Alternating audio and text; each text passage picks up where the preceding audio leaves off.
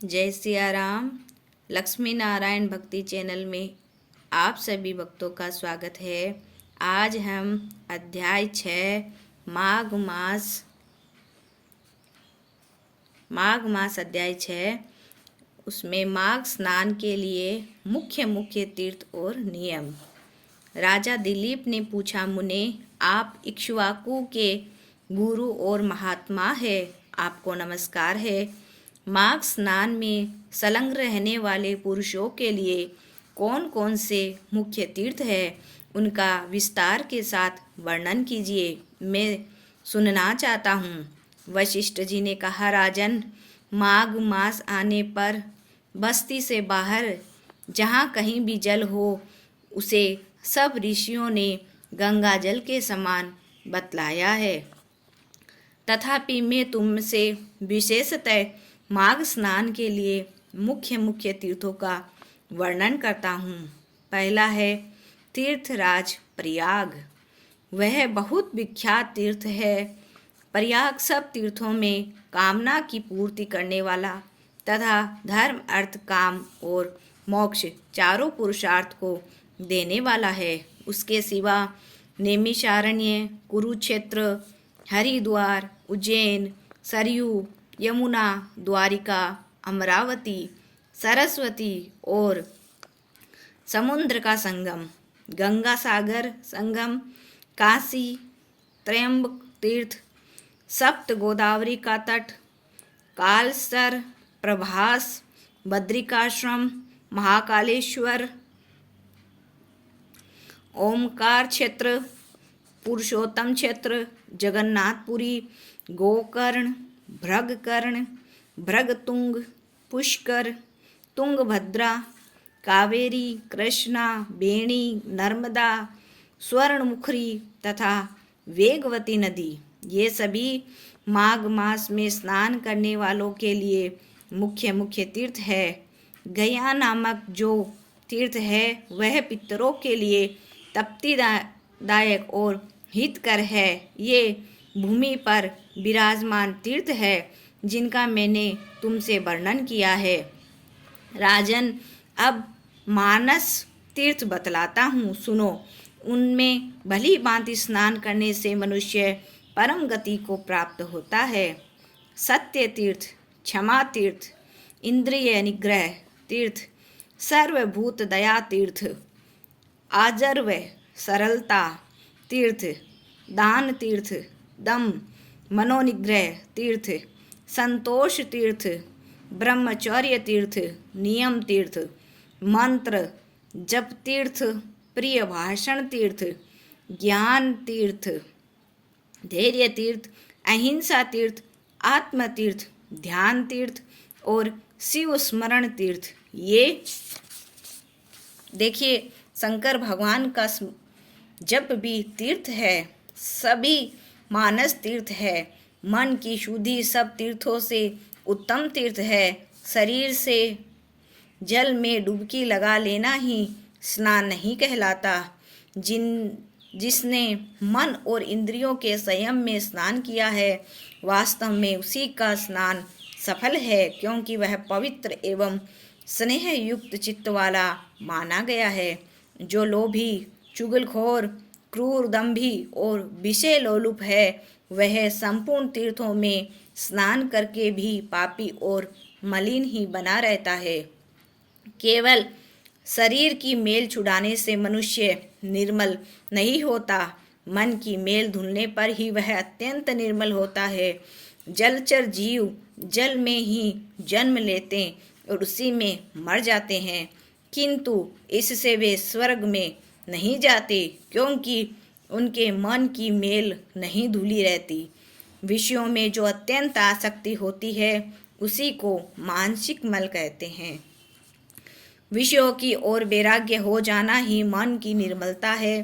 दान, यज्ञ, तपस्या, बाहर भीतर की शुद्धि और शास्त्र ज्ञान भी तीर्थ ही है। यदि अंतःकरण का भाव निर्मल हो तो यह सब के सब तीर्थ ही है।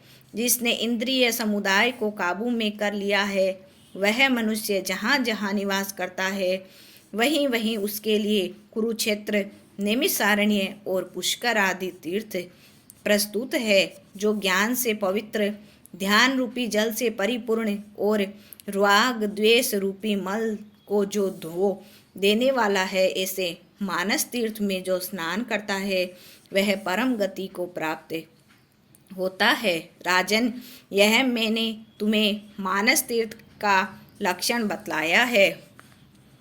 अब भूतल के तीर्थों की पवित्रता का कारण सुनो। जैसे शरीर के कुछ भाग परम पवित्र माने गए हैं, उसी प्रकार पृथ्वी के भी कुछ स्थान अत्यंत पुण्यमय माने जाते हैं। भूमि के अद्भुत प्रभाव, जल की शक्ति और मुनियों के अनुग्रह पूर्वक निवास से तीर्थों को पवित्र बनाया गया है। इसीलिए भौम और मानस सभी तीर्थों में जो नित्य स्नान करता है वह परम गति को प्राप्त होता है। प्रचुर दक्षिणा वाले अग्निष्टोम आदि यज्ञों से यजन करने पर भी मनुष्य उस फल को नहीं पाता जो उसे तीर्थों में जाने से प्राप्त होता है। जिसके दोनों हाथ, दोनों पैर और मन भली भांति काबू में हो तथा जो विद्या, तप और कीर्ति से संपन्न हो, वह तीर्थ के फल का भागी होता है। जो प्रतिग्रह से निर्वत्र, जिस किसी वस्तु से भी संतुष्ट रहने वाला, अहंकार से मुक्त है, वह तीर्थ के फल का भागी होता है।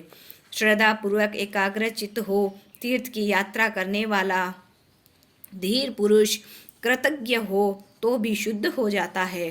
फिर जो शुद्ध कर्म करता है उसकी तो बात ही क्या, वह मनुष्य पशु पक्षियों की योनि में नहीं पड़ता, बुरे देश में जन्म नहीं लेता, दुख का भागी नहीं होता, स्वर्ग लोक में जाता और मोक्ष का उपाय भी प्राप्त कर लेता है।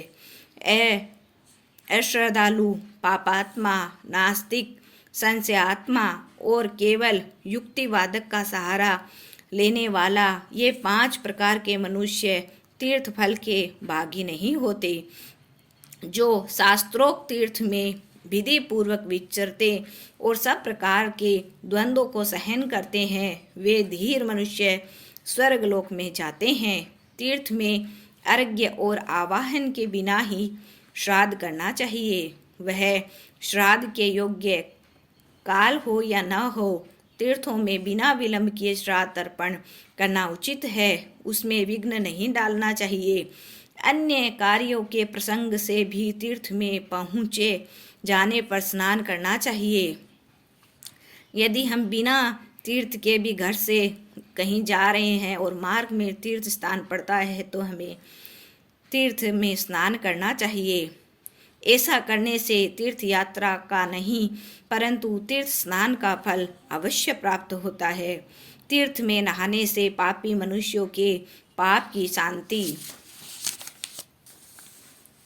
होती है। जिनका हृदय शुद्ध है उन मनुष्यों को तीर्थ शास्त्रोक्त फल प्रदान करने वाला होता है।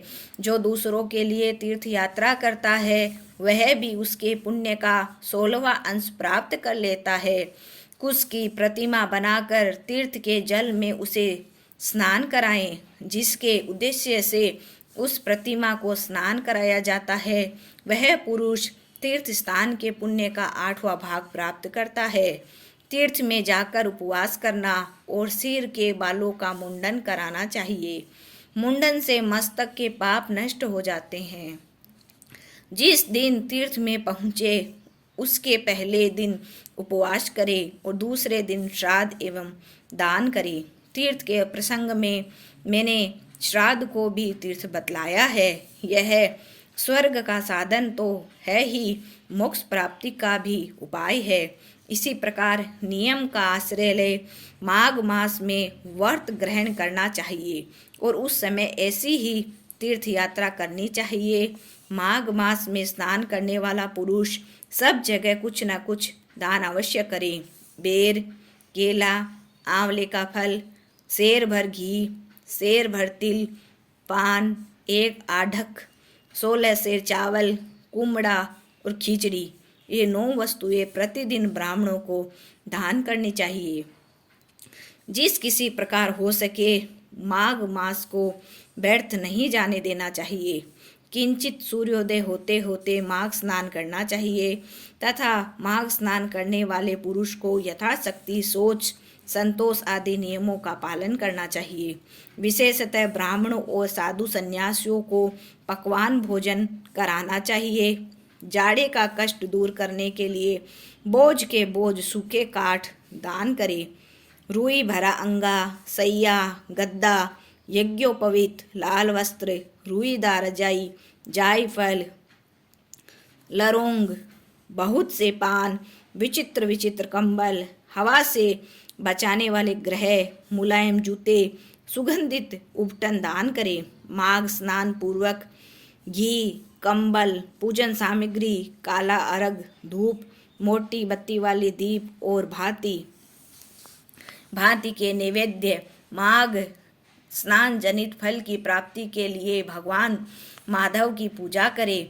माघ मास में डुबकी लगाने से सारे दोष नष्ट हो जाते हैं और अनेकों जन्मों के उपार्जित संपूर्ण महापाप तत्काल विलीन हो जाते हैं।